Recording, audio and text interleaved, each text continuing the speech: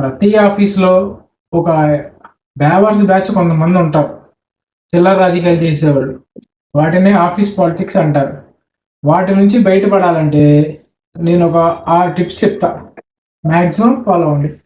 అది వర్క్ అవుతుంది. నంబర్ 1 వచ్చేసరికి focus on your work. Me work పైన ఫోకస్ చేయండి. అది కూడా మీరు మంచి ఎక్స్‌పర్ట్ అయి ఉండాలి. అలా ఉంటే గనక మాక్సిమం మీ దరిదాపుల్లో కూడా ఆఫీస్ పాలిటిక్స్ అనేవి రావు. రెండో టిప్ ఏంటంటే అందరితో కూడా మంచి రిలేషన్‌షిప్ మెయింటైన్ చేయండి. ఎవరితో అంటే మీ కోవర్కర్స్ గానీ, మీ సుపీరియర్స్‌తో గానీ, మీ సీనియర్స్‌తో గానీ మంచి రిలేషన్‌షిప్ మెయింటైన్ చేయండి.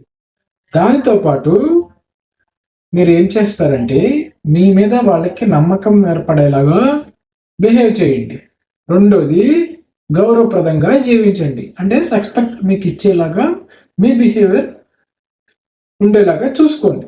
నెక్స్ట్ మూడో టిప్ ఏంటంటే మీరు ఏం చెప్పాలి అనుకున్నారో అది సూటిగా, నేరుగా, డైరెక్ట్‌గా చెప్పే ప్రయత్నం చేయండి. మొహమాట పడకుండా, తడబాటు అలాంటివి ఏమి లేకుండా స్ట్రైట్‌గా ఉండాలి. గట్టిగా ఆన్సర్ ఇచ్చేలాగా ఉండాలి. అది మీకు చాలా వరకు హెల్ప్ అవుతుంది. నాలుగోది వచ్చేసరికి ఒక వ్యూహంతో ఉండండి. అంటే స్ట్రాటజిక్‌తో ఉండాలా? ఎవరితో మనం ఫ్రెండ్‌షిప్ చేయాలి? మనం ఎవరితో డీల్ చేస్తున్నాము?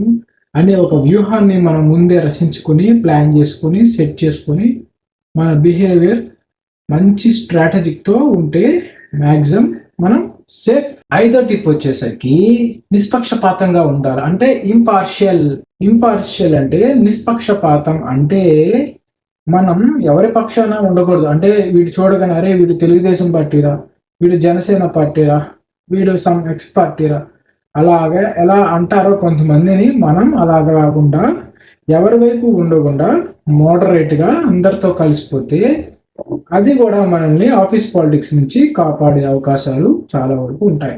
ఆరో టిప్ వచ్చేసరికి మీరు అక్కడ అంతా కూడా ఒక పాజిటివ్ వాతావరణం తీసుకొచ్చే విధంగా ప్రయత్నం చేయండి. అంటే మాక్సిమం ఒక లీడర్‌షిప్ అంటే ఒక లీడర్ ఎలా బిహేవ్ చేస్తారో ఆ రకమైన బిహేవియర్‌ని మీరు అక్కడ ఉంచుకోగలిగితే మీరు సేఫ్. ఈ 6 టిప్స్ పాటించడం వల్ల మీరు ఆఫీస్ పాలిటిక్స్ నుంచి బయటపడే అవకాశం ఉంటుంది. ఖచ్చితంగా వీటిని అమలు చేస్తే మీకు రిజల్ట్స్ అనేవి వస్తాయి.